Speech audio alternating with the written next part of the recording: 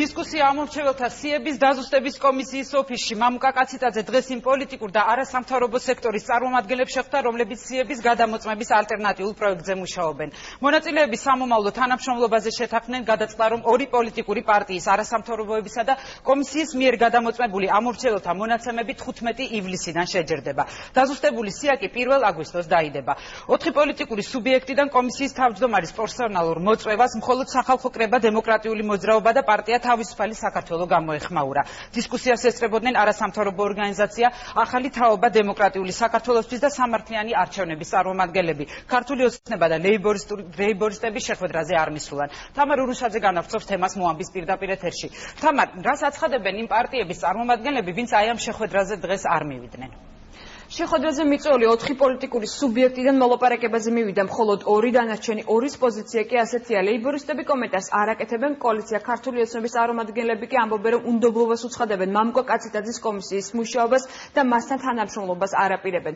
უნდობლობაზე საუბრობს თავისუფალი საქართველოს, მიუხედავად ამისა დღეს მათი წარმომადგენელი სიების დაზუსტების კომისიაში გამართულ შეხვედრაზე იმყოფებოდა, მაგრამ მან თქვა, რომ ეს იყო უბრალოდ მოლაპარაკება ინფორმაციის მიღების მიზნით. რაც შეეხება დემოკრატიულ მოძრაობას, დემოკრატიული მოძრაობა ალტერნატიულად ამოწმებს სიებს, მათი ლიდერები აცხადებენ, რომ ნაპოვნ ხარვეზებს აუცილებლად გადაუგზავნიან კომისიას.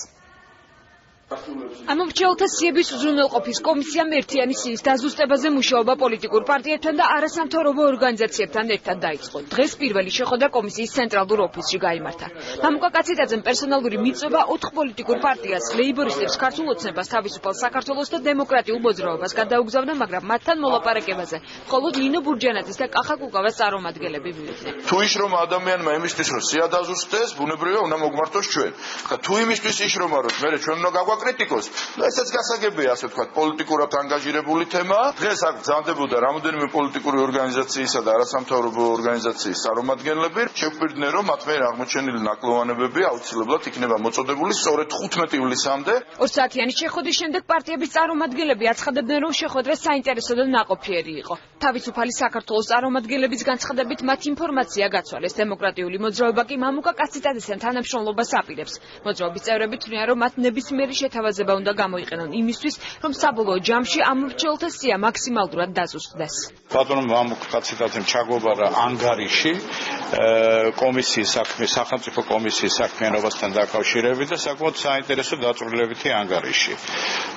მინდა აღვნიშნო, რომ ამ ანგარიში საკმაოდ დიდი საქმეა გაკეთებული, საკმაოდ ფართო ტევადობის, დიდი ტევადობის სამუშაოა შესრულებული. თავისთავად ხალხია ეს იმდენად ძიმე სამუშაოა, რომ დარჩენილია ასევე ძალიან ბევრი კიდევ გასაკეთებელი. მაინდა-მაინც დიდ ნდობას ვეცხოვებთ ამ შედეგებს, იმდენად რამდენადაც საკმაოდ მცირე სპექტრი არის ოპოზიციის ჩართული. ძირითადად იცით, რომ ხელისუფლების პარტნიორი ორგანიზაციები იღებენ მონაწილეობას ამ პროცესში. თუმცა რა თქმა უნდა, ჩვენი პარტია გეგმავს თავად, რომ მოახდინოს პარალელური გადამოწმება საარჩევნო სიების და ამდენად ჩვენთვის ოფიციალური მონაცემები არის მეტად მნიშვნელოვანი. სიების დაზუსტების უზრუნველყოფის კომისიაში გამართულ შეხვედრას ესწრებოდნენ არასამთავრობო ორგანიზაცია სამართლიანი არჩევნების და ახალი თაობა დემოკრატიული საქართველოსთვის წარმომადგენლებიც. არასამთავრობო სექტორი აქცენტს ძალების კოორდინაციაზე აკეთებს. მათი განცხადებით, სხვადასხვა პოლიტიკური პარტიის და ორგანიზაციის მონაწილეობა სიების დაზუსტების პროცესში ობიექტურობის ხარისხს გაზრდის. მნიშვნელოვანია, რომ რაც შეიძლება საზოგადოების მეტი წარმომადგენლები, არასამთავრობო ორგანიზაციები, პოლიტიკური პარტიები ჩართულები იყვნენ სიების, ასე ვთქვათ, დაზუსტების პროცესში, ვინაიდან ეს ერთ-ერთი ყველაზე მნიშვნელოვანი საკითხი არის არჩევნების სამართლიანი, დემოკრატიული და გამჭვირვალე არჩევნების ჩასატარებლად. შევთანხმდით იმაზე, რომ ჩვენი ძალებით გადამოწმებულ სიებში, რაც აღმოჩენილი იყო ხარვეზები, მივაწვდით შემდეგ დაზუსტების უზრუნველყოფის კომისიას და ისინი ჩვენ შენიშვნებს გაითვალისწინებენ. შეხვედრაზე პერსონალური მიწვევა მიიღო ამორჩეველთა ლიგამ, თუმცა არასამთავრობო ორგანიზაციის წარმომადგენლები კომისიაში გამართულ შეხვედრაზე არ მივიდნენ. ლევო ჩიკვაიძე აცხადებს, რომ ორგანიზაცია, რომელიც სიების გადამოწმებას საკუთარი ძალებით ცდილობს კომისიასთან თანამშრომლობას აპირებს, მაგრამ არა ამ ეტაპზე. თანამშრომლობას იმ დოზით, რასაც ქვია უფლებამოსილება სიებში ცვლილების შეტანას და ჩვენი მხრიდან მოთხოვნა იმისი, რაც არ იქნება ამ კომისიის მიერ აღწერილი და როგორც უნდა იყოს სია, ამ დოზით რა თქმა უნდა მოვითხოვთ ცვლილებების განხორციელება სიაში. შეხვედრაზე არ მივიდა არც ქართული ოცნება და არც ლეიბორისტები. შრომის პარტია ამ თემაზე კომენტარს არ აკეთებს. ლიდერები არც იმას ამბობენ, ითანამშრომლებენ თუ არა მომავალში მამუკა კაციტაძის კომისიას. კომენტარს არ ვაკეთებთ. სიების დაზუსტების უზრუნველყოფის კომისიის მუშაობას უნდობლობას უცხადებს ქართული ოცნებაც. ზვია ძიძიგური ამბობს, რომ კოალიცია მათთან თანამშრომლობას არ აპირებს. მამუკა კაციტაძეს კი კოალიციის პოზიცია უკვირს. დღეს კომისიის თავმჯდომარემ ჟურნალისტებს მათ მიერ მოპოვებული მასალა აჩვენა. მისი განცხადებით, ეგრეთ წოდებული ქართული ოცნების პასპორტი მას კოალიციის ერთ-ერთმა წევრმა გადასცა. საბუთებში მითითებულია გრაფა კომისიის თავმჯდომარეს ბატონ მამუკა კაციტაძეს. ანუ იმ შემთხვევაში, თუ ნათესავები აღმოაჩენენ, რომ მათ სიაში გარდაცვლილი ან საზღვარგარეთ მცხოვრები ნათესავის სახელი და გვარი მაინც ფიქსირდება, ისინი სპეციალურ განცხადებას კაციტაძის სახელზე შეავსებენ. კოალიციის წევრები კი ამბობენ, რომ მამუკა კაციტაძის მიერ წარდგენილი დოკუმენტების შესახებ არაფერი იციან. პასპორტში აკინძულია არის ესეთი განცხადება, რომ გარდაცვალების თაობაზე განცხადებას ავსებს კონკრეტული მოქალაქე და უცხოეთში გასვლასთან დაკავშირებით ავსებს კონკრეტული მოქალაქე ასევე განცხადებას, ანუ მათი კარდაკარის დროს. და საინტერესო ის არის, რომ ორივე განცხადების ადრესატი ვარ მე.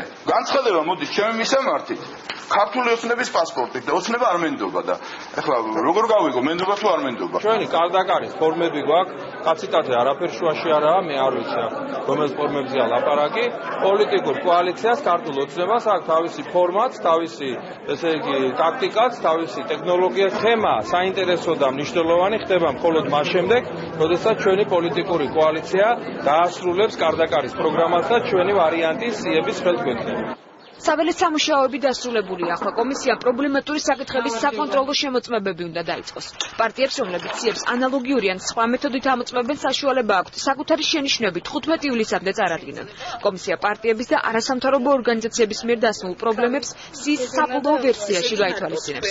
ამისთვის კი კანონით გათვალისწინებული ვადა 1 აგვისტოა.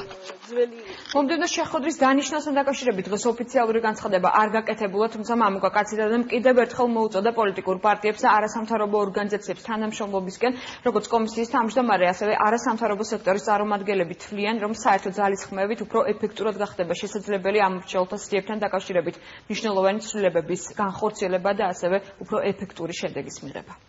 დიდი მადლობა თამარ თამარ ურუშაძე საუბრობდა მოამბის პირდაპირ ეთერში.